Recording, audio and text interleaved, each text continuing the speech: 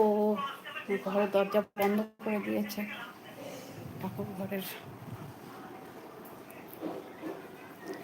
হ্যাঁ, আগামীকাল আমাদের ঈদ। হ্যাঁ জানি, আমার বাবার বাড়ির পাশেও মসজিদ আছে, ওখানেও ঈদ হয়। আমরা কি করতাম জানো, আমাদের পাড়ার ছেলেগুলো নামাজ পড়ে উঠেই যখন দেখতো আমাদেরকে বলতো কি খাবি খা।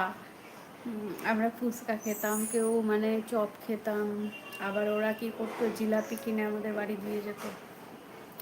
ওরা ছোটোর থেকে মানে আগে মনে করো 15-20 বছর আগে লোকের কিন্তু খাওয়ার অভাব ছিল। তো আমাদের পাড়ার অনেক মুসলিম না আমাদের বাড়ির ভাত খেয়ে, আমাদের বাড়ি এমনি এমনি খেতে দেয়নি, তো কাজ করতো খেত। তো কাজ করতো খেত, তো খেয়ে খেয়ে বড় হয়েছে তারা না। ভালো, খুবই ভালো, আমাদের পাড়ার মুসলিমগুলো খুবই ভালো। তো ওরা যে প্রত্যেক মাঠে জিলাপি কিনে আমাদের